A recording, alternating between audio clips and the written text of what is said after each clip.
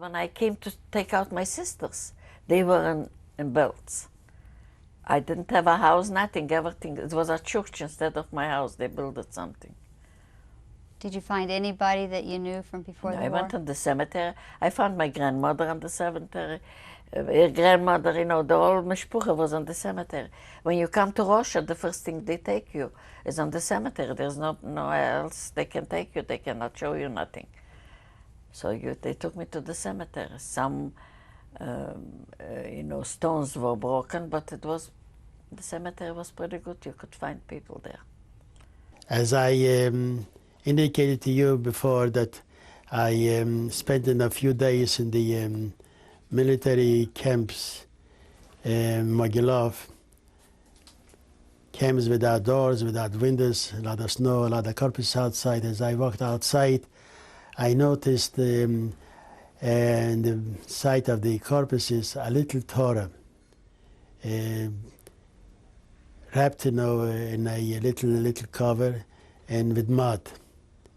I picked it up, you know, I began to shiver, because, you know, my whole history revolves around the Torah that I went to bring from Chernovitz to Bălţi.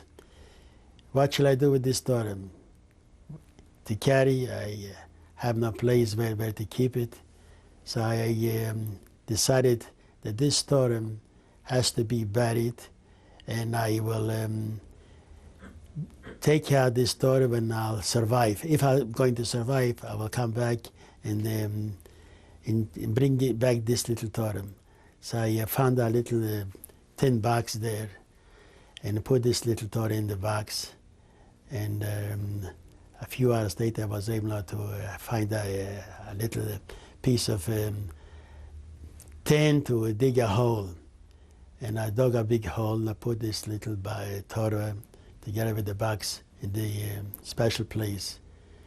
And I made a special sign where I'm going to be able to find this Torah.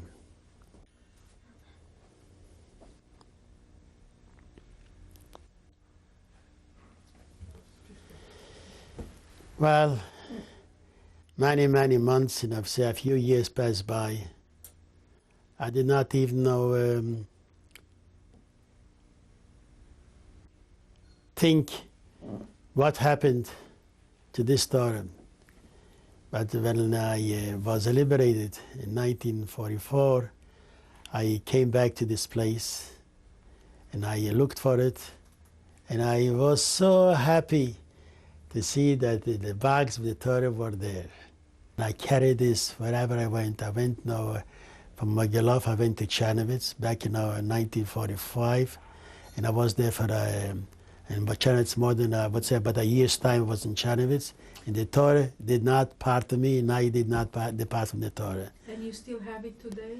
Well, you see, this Torah was so precious to me that I would not, you know, depart from it. When I came to the United States, and I went, you know, to school here, at Yeshiva University, Yeshiva Sibitski Al-Chonim, and I was saying to myself, this Torah is priceless. Somebody offered me for that Torah $1,000. And I said, I'm not going to sell this Torah. I want this little Torah to perpetuate my father and my mother, my brother and my sister. And I thought that I'll give this Torah to the Yeshiva University. They have a beautiful museum, a beautiful library, and they will place this Torah with the donor, and also in memory of my family. This is a memorial table put together by my mother here in the United States, and it's called the Garden of Trees in Israel, in honor of the families Feierstein, Katz, Baratz, and Yavetz. On the right-hand side, they are the names of those who perished on Al-Kiddush Hashem in Transnistria, in camps, a total of about 25 on the count of my mother. Of course, I believe that I survived because I did very much for Jewish people in the camps, in the war, in the I did a lot for here for the Soviet Jewry. I worked. I was a volunteer all the years. I did a lot of. I am not a rich woman.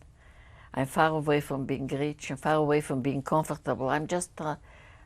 I survived, you know. Thank God I have a home, I have a car, I have food on the table. So I'm not a big donator to the Jewish causes, which I would love to if I would have.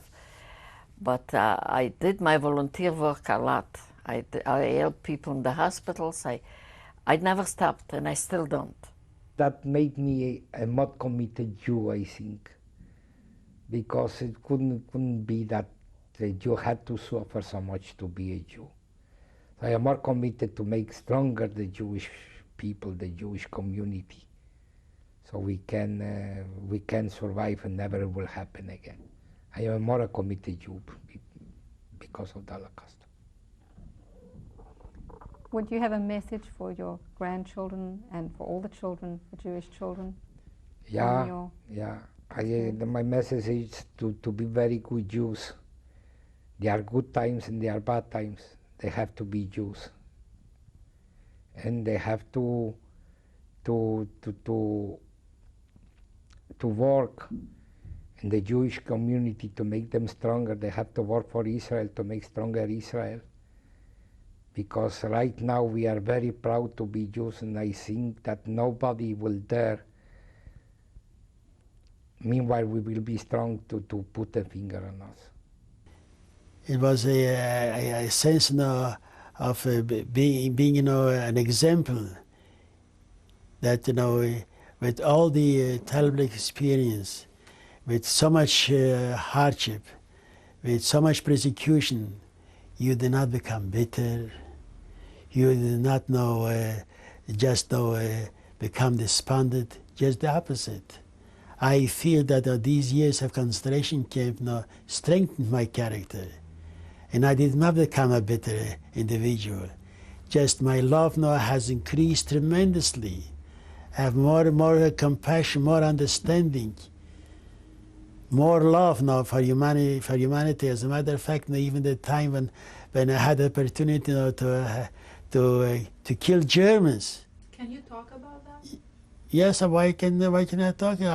Because now the time of liberation, we had many people who took revenge. They had their guns and they shoot the Germans. This is for my mother, this is for my father, for my sister, for my whole family. But I could not do it. I could not even kill one of them because I was not sure that, first of all, this man is innocent. And secondly, I did not have that blood in myself that I should kill anyone, any living thing.